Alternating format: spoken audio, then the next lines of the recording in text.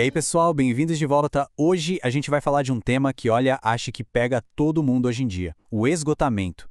A gente vai mergulhar no capítulo 38 de O Desejado de Todas as Nações, que se chama Vinde e Repousai um pouco, para a gente tentar entender a solução que Cristo oferece para o nosso cansaço. Isso mesmo, Dani. E é impressionante como um texto tão antigo conversa diretamente com o nosso mundo de burnout, de agendas superlotadas, né?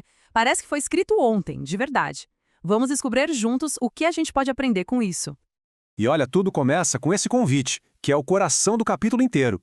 Jesus olha para os discípulos dele, que estavam exaustos, e diz: venham, vamos sair daqui para um lugar mais calmo e descansar um pouco. Não é uma ordem, sabe? É um convite cheio de compaixão. Exato.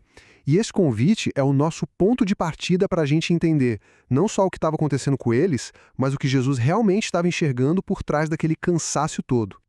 Então, vamos montar o cenário. Os discípulos estão voltando da primeira grande viagem missionária deles. Imagina só a cena. Eles estão cheios de histórias para contar, de milagres que aconteceram, mas ao mesmo tempo estão completamente acabados. Foi uma mistura muito intensa de sucesso e exaustão total. Pois é, e o que eu acho mais bonito nessa parte é a transparência deles. Eles chegam para Jesus e simplesmente contam tudo, sem filtro nenhum. Falam da alegria, das coisas que deram certo, mas também da tristeza pelos fracassos.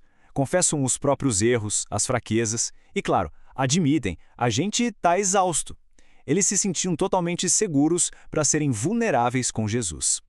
E o ambiente ao redor não ajudava em nada, né? O texto descreve que a multidão era tão intensa, com gente indo e vindo o tempo todo, que eles simplesmente não tinham tempo nem para comer. Era uma pressão constante, sem um espacinho físico ou mental para respirar um minuto sequer.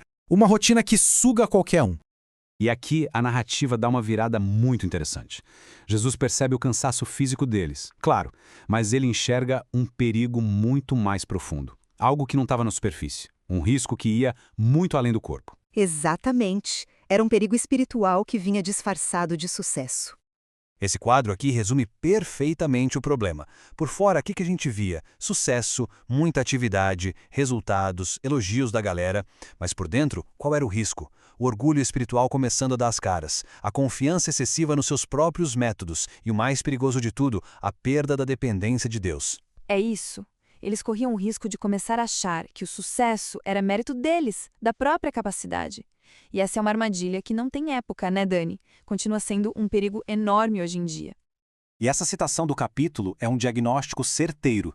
Quanto mais ocupados e bem-sucedidos eles ficavam, maior o risco de confiar só nos próprios planos. A consequência direta? Uma tendência a orar menos e a ter menos fé. A atividade estava aos pouquinhos tomando lugar da conexão com Deus. É a clássica armadilha de transformar o trabalho, a própria missão, em um ídolo, né? O fazer se torna mais importante do que o ser. Então, diante desse problema complexo de esgotamento físico e risco espiritual, Jesus não dá uma bronca. Ele não fala, orem mais. Ele oferece uma solução prática e, acima de tudo, estratégica. O convite ao repouso. E é fundamental a gente entender o que esse repouso significava. Não era simplesmente tirar férias para não fazer nada. A definição aqui é chave. Era uma retirada intencional, com um propósito. É uma mudança de mentalidade total. Descansar não é parar de produzir. É se reconectar com a fonte de energia para um realinhamento espiritual. A escolha do lugar também não foi por acaso. Eles vão de barco para um lugar solitário, bem longe do caos da cidade. O texto descreve um cenário natural, bonito, tranquilo. Um ambiente que, por si só, já era um convite à calma e à reflexão.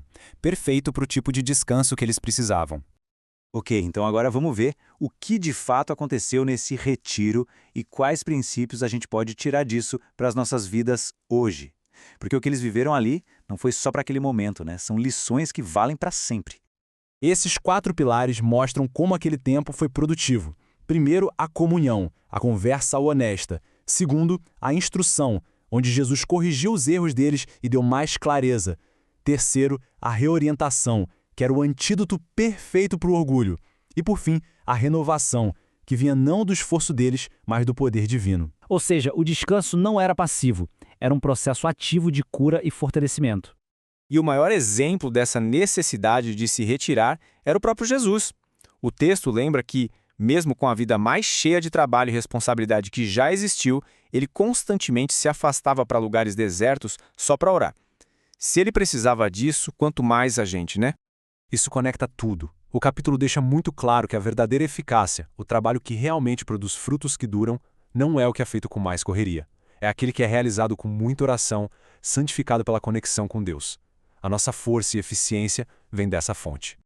E chegamos a essa ordem poderosa do Salmo: aquietai-vos. No meio da nossa pressa, da nossa ansiedade por resultados, a instrução divina é: pare, silencie, acalme a alma. É nesse silêncio que a gente consegue de fato ouvir a voz de Deus e encontrar o verdadeiro descanso. É o primeiro passo para tudo. E a análise de hoje nos deixa com essa pergunta para a gente refletir. A gente viu que Jesus e os discípulos precisaram de um lugar deserto, um momento de pausa intencional. E para nós, em meio à correria do trabalho, dos estudos, da vida, onde está o nosso lugar de repouso e de reconexão? É uma pergunta essencial. Bom, pessoal, chegamos ao fim de mais uma análise. Obrigadão por terem ficado com a gente nessa jornada. Lembrem-se que esse é só um resumo, o material completo está sempre disponível para consulta. Até a próxima! Até mais, pessoal! Se esse resumo do capítulo de hoje facilitou sua vida, que tal nos ajudar a continuar? Seja um apoiador. O link está na descrição.